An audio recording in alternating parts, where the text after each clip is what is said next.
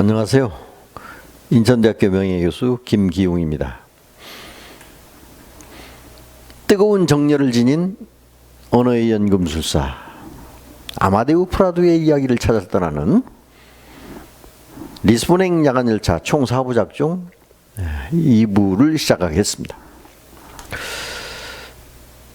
여행을 떠나고 나서야 나 자신을 찾아가는 여정도 시작된다. 스위스 베른에서 포르투갈 리스본까지 아마데우의 이야기를 추적해서 떠난 우리 레이몬드 선생님은 과연 자신을 찾을 수 있을까요? 1부에 이어서 레이몬드 선생님은 닥터 아마데우 프라두의 병원을 찾아갑니다. 가정부의 안내를 받아서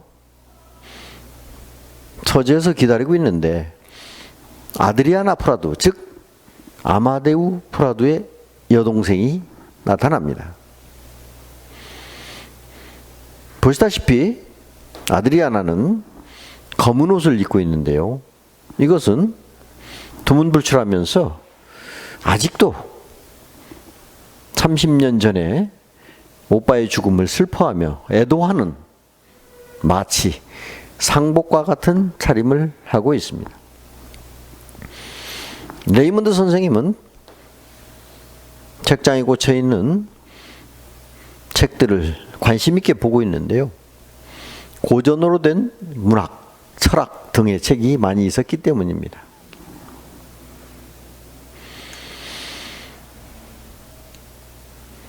베른에서 묘령의 여인이 케렌펠트 다리에서 뛰어내리려고 할 때 그 여인을 구출해주고 불현듯 그 여인이 코트를 벗어놓고 떠났을 때 코트 주머니에서 발견한 그 책을 아드리아나가 보여주게 됩니다. 그런데 아드리아나는 아주 오랜 세월을 두문불출하고 사람들과의 인연을 끊고 살아왔기 때문에 그리 말수가 많지가 않습니다. 그러나 이 책을 받아든 순간은 매우 감회해졌듯 관심 있게 봅니다. 진실은 이 책은 오빠 아마데우가 죽고 아마데우의 원고를 모아서 동생인 아드리아나가 편집 출간한 것입니다. 근데 이 사실조차도 레이몬드 선생님한테 이야기하지 않습니다. 고서점 등을 찾아다니면서 우리 레이몬드 선생님은 바로 이 아드리아나가 오빠의 유고를 편집해서 출간했다는 것을 알아내게 됩니다. 어쨌든 베른에서 하루 이상을 걸려서 이 책을 들고 찾아왔다는 점에 대해서 고마움을 느끼고 말문을 열는 아드리아나는 오빠를 작가와 철학자를 꿈꾸는 사람이었다고 밝힙니다. 물론 아마데우는 의사였습니다.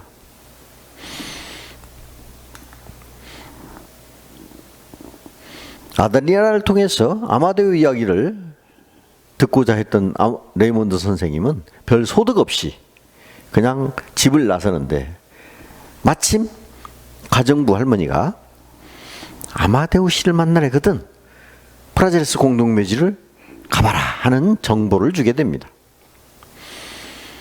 이제 실마리를 찾아서 리스본에 왔던 레이몬드 선생님은 허탈하게 돌아서던 발걸음을 다시 또 다른 실마리를 잡고 찾아가게 됩니다. 그가 찾아간 이 공동묘지에는 프라두 집안에 말하자면 가족묘가 있다는 것을 알게 되고요. 이 가족묘에는 바로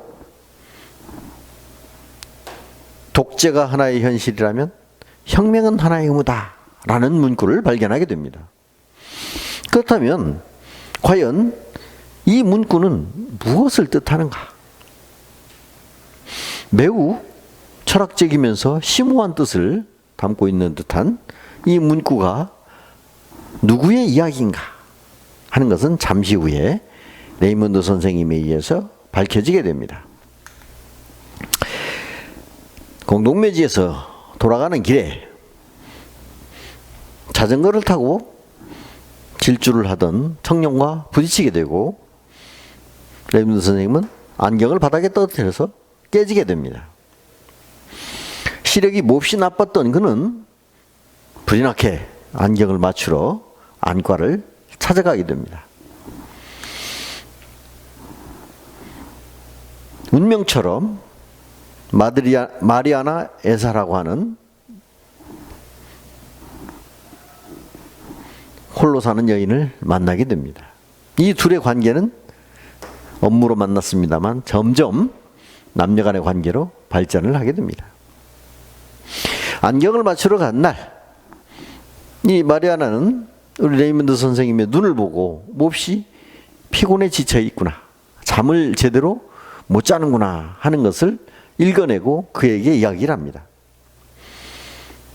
레이먼드 선생님은 깜짝 놀라면서 어떻게 그것을 알았는지 궁금해하는데, 매일 환자의 눈을 들여다보던 마리아나는 눈이 모든 것을 말해준다 라는 멋진 말을 한마디 던지죠. 그 다음 날 안경을 찾으러 갔는데 어떻게 해서 베른에서 포르투갈을 오게 되었는지 사연을 묻습니다. 당연히 우리 레이먼드 선생님은 포르투갈어는 조금밖에 하지 못합니다. 그래서 둘은 결국은 뭐 독일어, 불어 등을 섞어서 이야기하다가 결국은 영어로 이야기를 하게 되죠. 어쨌건 그 먼 이국 땅에서 아무 연고도 없는, 아는 사람도 없는 포르투갈 리스본을 찾아온 사연을 듣고 저도 한번 해보고 싶네요. 일상의 모든 것을 다 내려놓은 것. 현세를 살아가는 우리 도시인들은 누구나 직업을 가지고 있고 직업에 얽매여서 다람쥐 쳇바퀴 도는 한 일상을 보내고 있습니다. 그러다 보면은 어디론가 불현듯 떠나고 싶은 이소 본능이 들고 일어나겠죠. 그러나 그것은 생각일 뿐 차마 실행에 옮기지는 못하고 매일의 일상을 반복하며 우리는 살고 있습니다.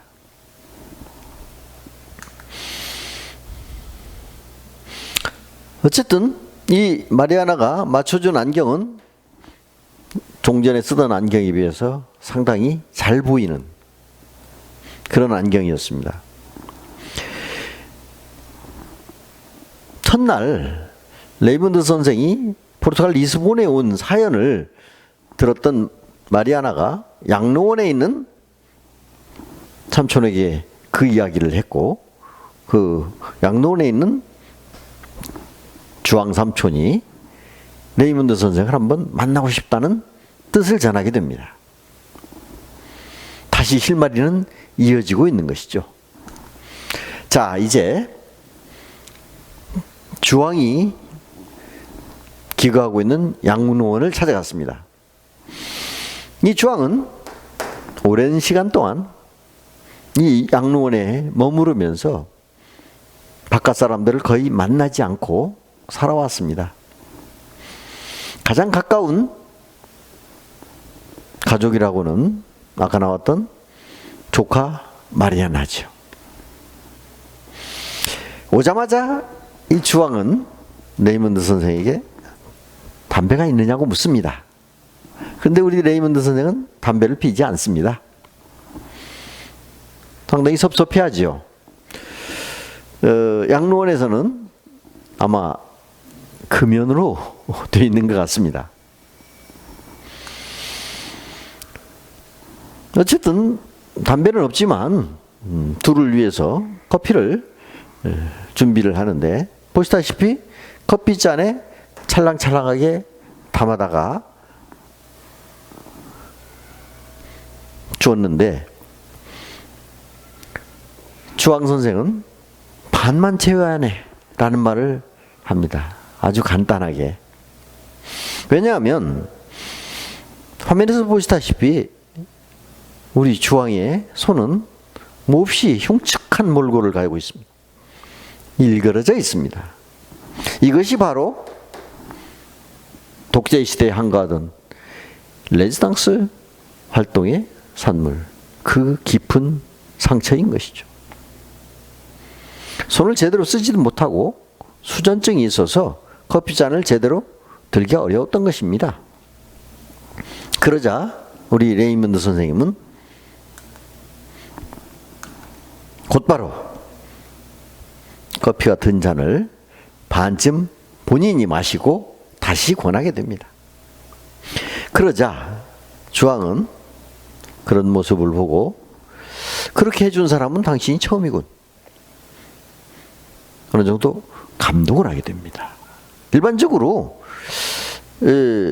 이와 같이 입술을 대고 마시는 것은 별로 달가워하지 않는, 예의에 좀 어긋나는 것으로 우리가 이해하고 있습니다. 그러나 이런 모습을 보고 주왕은 몹시 인간적인 측면을 읽었던 것이죠. 보통은 가족끼리나 하는 행동을 생전 처음 만나는 사람에게 이런 호의를 베푼다는 것에 대해서 어느 정도 감동을 하고 마음을 열게 됩니다. 그래서 레이먼드 선생이 포르투갈 리스본을 찾아온 그 목적, 그가 궁금해하는 내용에 대해서 하나씩 하나씩 실타래를 풀어나가기 시작합니다. 선생님은 아마데오와 레지스탕스 동지라면서요. 아마데오는 앞에서 소개했던 언어의 연금술사의 저자가 되겠죠. 그 아마데오를 찾기 위해서 레옹으로부터 정보를 얻기 위해서 접근한 것입니다. 레지스탕스라는 말이 나왔을 때 바로 주왕은 민감한 반응을 보이게 됩니다. 바로 그 레지스탕스 활동을 하던 시절 이 손이 포르투갈 비밀 경찰의 선물이시 루이즈 멘데스가 이와 같은 짓을 한 것입니다. 잊지 못할 것이죠. 약 30여 년 전에. 그 당시의 이야기로 한번 돌아가 보겠습니다. 퇴근해서 집에 온 주왕은 집에 이와 같이 좀 험상궂게 생긴 3명의 경찰이 기다리고 있는 것을 보고 깜짝 놀라게 됩니다. 나를 체포하러 왔구나 하는 것을 직감을 하게 되는 것이죠. 근데 사실은 리스본의 도살자로 불리고 있는 루이스 멘데스 비밀 경찰의 우두머리격이 되는 이 사람은 주왕이 목표라기보다는 또 다른 정보를 얻기 위해서 주왕을 찾아온 것입니다. 바로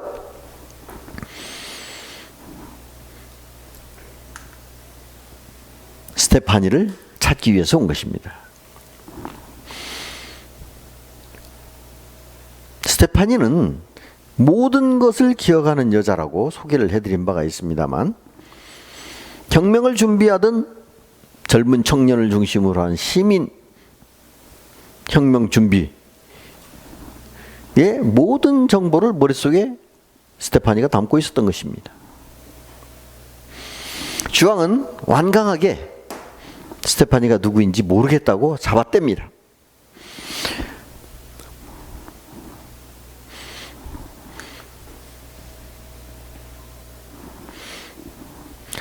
그냥 말로 해서는 정보를 캐낼 수 없다고 판단한 루이즈 멘데스는 주왕을 데려가서 부하들을 시켜서 테이블 위에 손을 붙잡게 한 뒤에 보시다시피 이런 망치를 가지고 주왕의 손가락을 하나씩 하나씩 부러뜨려 나갑니다. 이 망치는 보통 유럽 사람들이 요리를 할 때 고기를 부드럽게 하기 위해서 다지는 망치입니다. 보시다시피 돌기가 있는 이런 형태이기 때문에 상당히 충격이 컸을 것으로 생각이 됩니다. 주왕은 끝까지 이러한 고문을 받으면서도 정부를 누설하지 않습니다. 이러한 젊은 혈기에 넘치는 혁명을 꿈꾸는 레지스탕스 대원들의 노력으로 1974년 포르투갈은 카네이션 혁명을 성공하게 되는 것이죠. 자, 어느 정도 정보를 얻고 돌아가는 길에 마리아나는 매우 흡족해 합니다. 삼촌이 누군가에게 터놓고 말하시다니 기뻐요. 누군가가 면회를 하도 만나주지도 않던 삼촌이 만나줬을 뿐만이 아니라 본인도 모르는 이야기를 레이먼드 선생에게 하나씩 털어놨다는 사실이 놀라울 따름입니다. 어쨌든 두 사람은 서로의 개인적인 이야기까지 주고받습니다. 삼촌이 나에 대해서는 뭐라고 하던가요?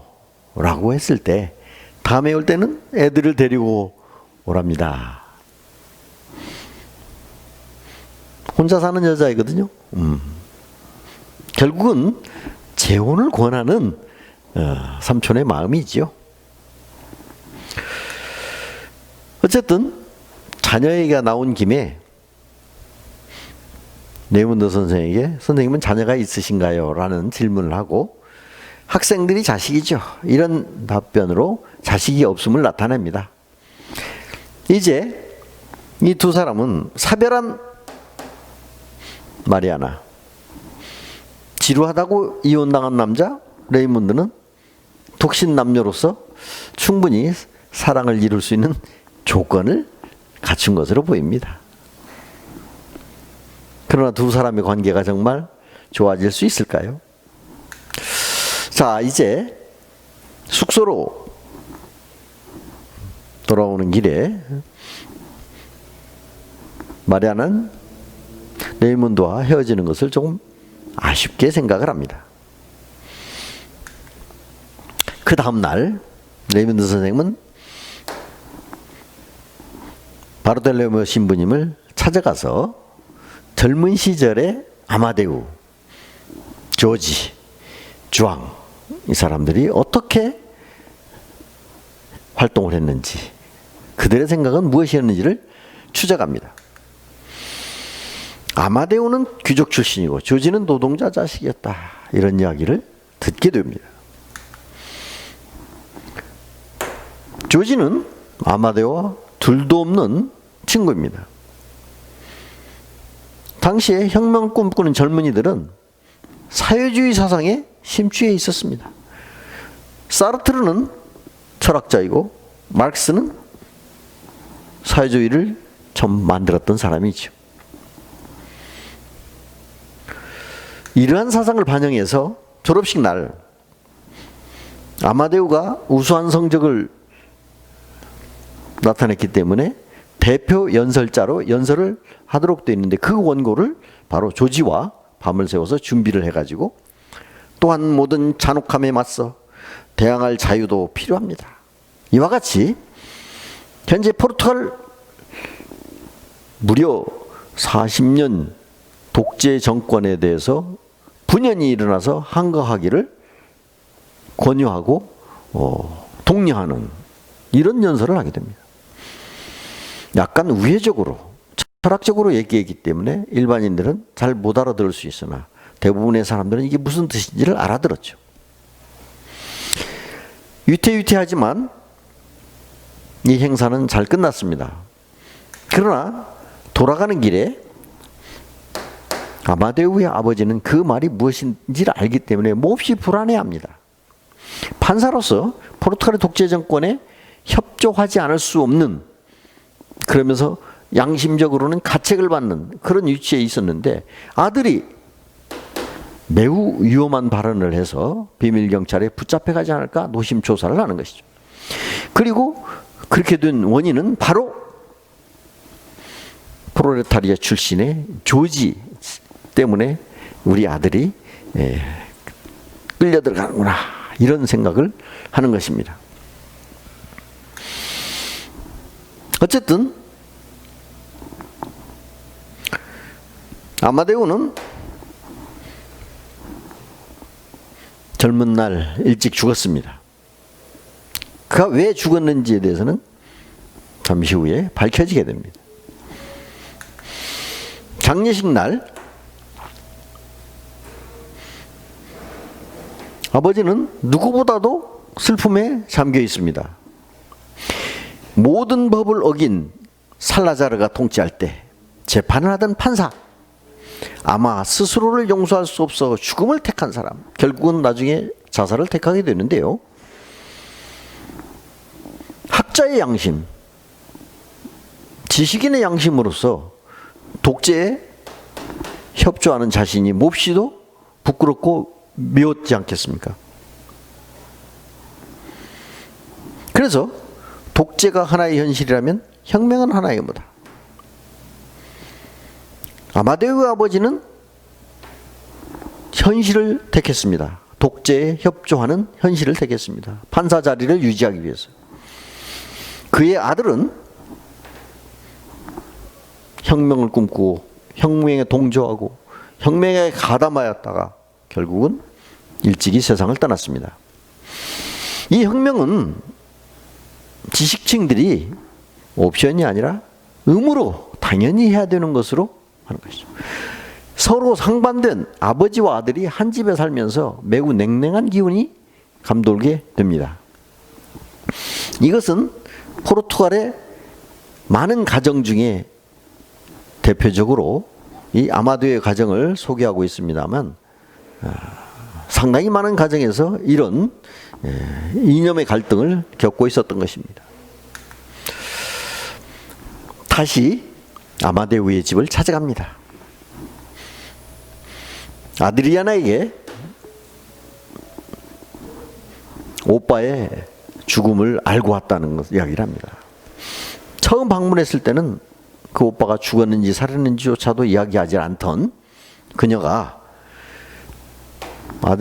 아마데우가 동맹류를 앓다가 죽었다는 사실을 이미 다른 곳에서 정보를 듣고 레이문 선생님이 찾아와서 이야기했을 때, 이제는 아드리아나도 서서히 마음의 문을 열고 입을 열기 시작합니다. 어느 날 밤에 한 사람이 성난 군중에 둘러싸여서 문매를 맡고 있습니다. 바로 리스본의 도살자라고 불리는 루이즈 멘데스입니다.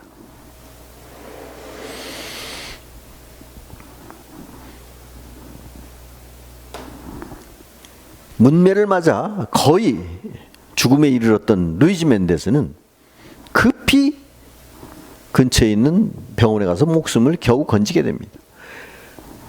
그게 바로 아마데우의 병원이었습니다. 이때 아마데우는 심한 갈등을 하게 됩니다. 혁명을 꿈꾸는 고뇌하는 젊은 의사 아마데우는 이 기로에서 그냥 방치하면 루이즈 멘데스는 죽게 됩니다. 혁명이 성공할 수 있는 길에 한 걸음 더 다가서는 것이죠. 그러나 히포크라테스의 선서를 한 의사로서 죽어가는 생명을 보고 살리지 않을 수 없었던 것입니다. 결국 아마데우는 생명을 살리기로 마음을 먹습니다.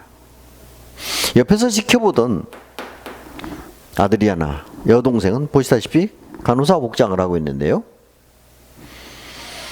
강심제 오빠는 이 한마디만 했어요. 꽉 눌린 그 목소리에는 억눌린 징후가 번쩍이는 칼날처럼 묻어났어요. 증오심을 갖고 있으나 손은 의사로서요 환자를 살리고 있었던 것이죠. 응급조치를 해서 겨우 목숨을 살리고 구급차를 불러서 루이즈 멘데스는 큰 병원으로 실려가게 됩니다. 성난 군중들은 이러한 모습을 지켜보고 있다가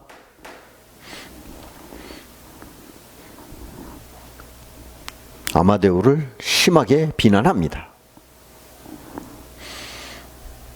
혁명군의 입장에서는 반역자인 거죠. 그것으로 끝나지 않습니다. 바로 레지스탕스 활동을 같이 하던 둘도 없는 친구 조지, 나이는 한 5살 밑입니다만 동지인 주왕, 여기서도 심한 비난을 받습니다. 의사로서 루이즈 멘데스를 살릴 것이 아니라 오히려 독약을 주사해서 확실하게 죽음으로 몰아갔어야지. 그러나 아마데우는 나는 의사로서 그럴 수 없었다.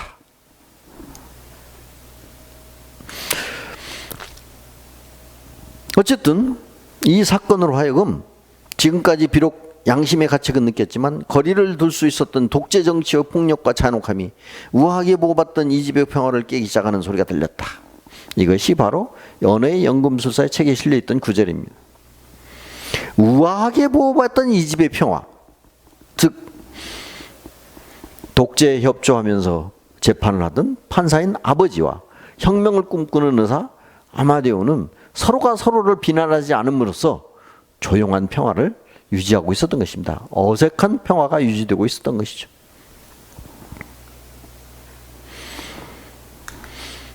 다음날 아침에 레이먼드 선생은 다시 주왕을 찾아갑니다. 주왕이 그토록 바랐던 담배를 한 갑 사가지고. 죄송합니다. 아마데우는 담배를 안 폈지, 입에도 대지 않았지, 이런 이야기를 합니다. 좀 더 인간적으로 이제 대화를 하기 시작하는 것입니다. 조지는 살아있나? 모릅니다. 자, 이거 좀 이상하지 않습니까? 조지는 혁명 동지입니다. 리스본에 살고 있습니다. 그런데도 불구하고 주왕은 조지가 살아있는지조차 모르고 있었던 것이죠. 그 일이 있은도 서로가 서로를 찾지 않았던 것입니다. 스테파니아 일이 있고 나서 연락을 끊었거든. 그러면 여기서 얘기하는 스테파니아 일은 과연 무엇인가? 그걸 알아보도록 하겠습니다. 어쨌든 스테파니아 이름이 나오자 레이먼드 선생은 누굽니까? 했을 때 맨 먼저 나온 말은 모든 것을 기억하는 여자. 무엇을 기억하고 있는 것일까요?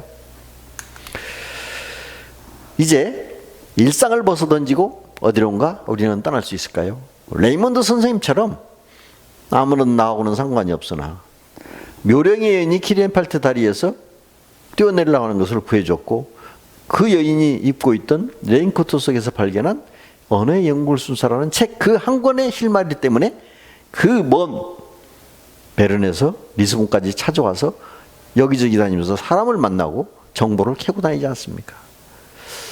어쩌면 바보 같은 짓일 수도 있고 어쩌면 이러한 과정이 내 자신을 찾는 데 한 걸음 더 다가서는 것은 아닐까 하는 생각을 해봅니다. 이제 리스본 행야간 열차 총 4부작 중 2부를 마치고 3부를 기대해 주시기 바랍니다.